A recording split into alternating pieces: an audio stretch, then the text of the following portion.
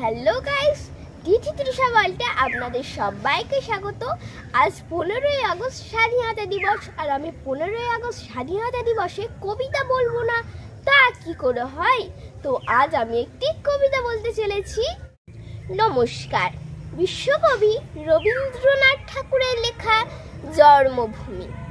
সার্থক জনম আমার জন্মেছি এই দেশে, সার্থক জনম মাগো তোমায় ভালোবেসে। জানি নে তোর ধনরতন আছে কিনা রানীর মতন, শুধু জানি আমার অঙ্গ জুড়ায় তোমার ছাওয়াই এসে।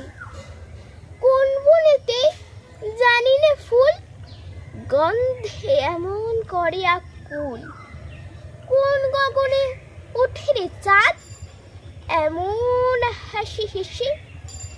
আখি মেলে তোমার আলো প্রথম আমার চোখ জুড়ালো, ওই আলোতেই নয়ন রেখে মুদাবো নয়ন শেষে।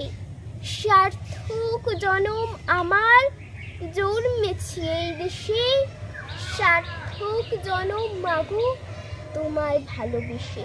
নমস্কার। তো কবিতাটি কেমন হয়েছে কমেন্ট করে জানিও এবং লাইক সাবস্ক্রাইব করে দিও।